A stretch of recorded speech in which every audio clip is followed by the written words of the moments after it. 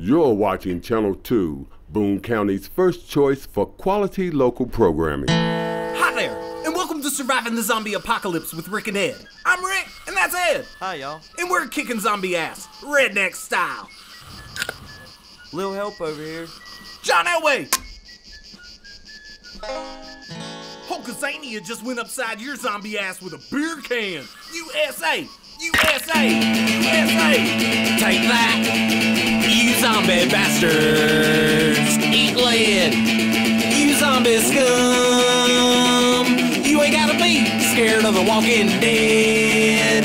Just watch Surviving the Zombie Apocalypse with Rick and Ed.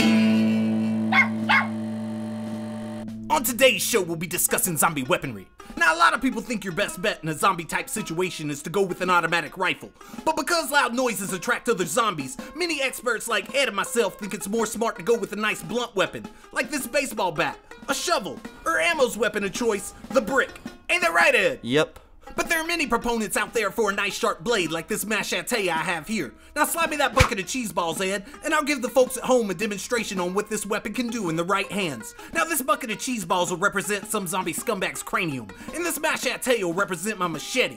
Watch me as I split this zombie jerk's head in two with one swift swing of the blade, like a dang old samurai. Stand back now, Ed. I don't want you to get in my rage of fury on you whilst I skillfully demonstrate this maneuver. Waylay! Let me take another crack at it there. Yep.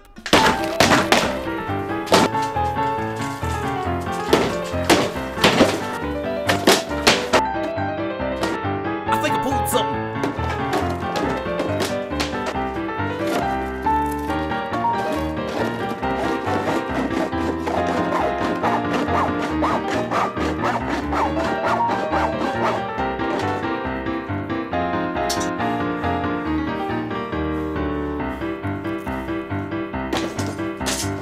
Take that, you zombie bastard. Now I know what you're thinking at home. Baseball bats are good, and machetes are good. But what do you do if you want to keep your distance whilst kicking undead ass and still annihilate zombie wang munchers with ease? Ed and I suggest the bow and arrow.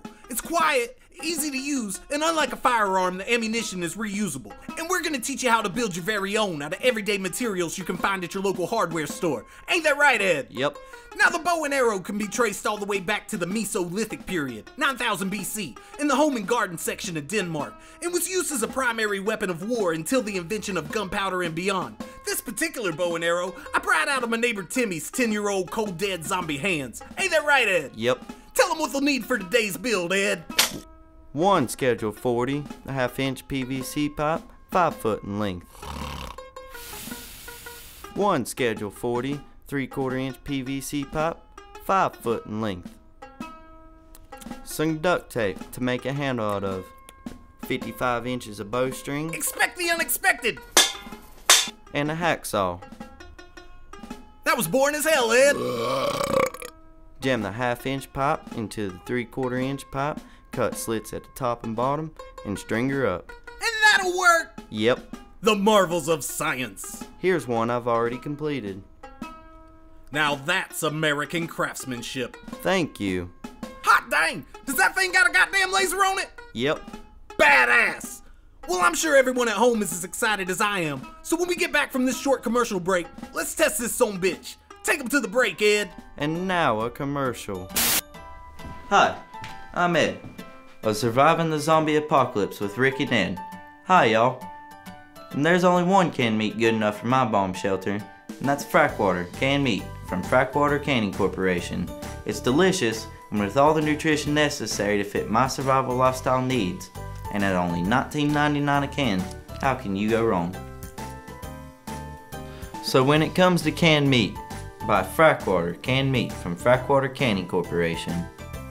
Thanks, y'all.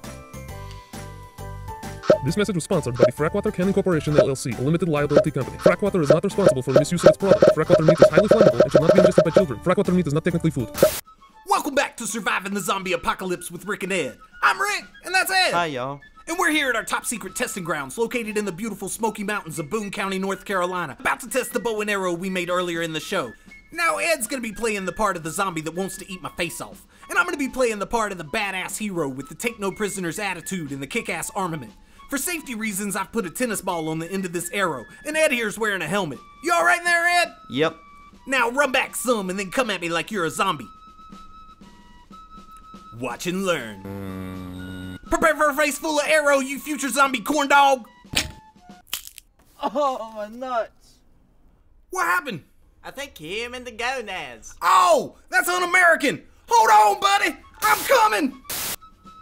Well, as you can see, our bow and arrow clearly works. Yep. And that's why it's important to remember. When it comes to killing zombies, safety first, die last. That's all for today's episode of Surviving the Zombie Apocalypse with Rick and Ed. Signing off, I'm Rick, and that's Ed. Bye, y'all.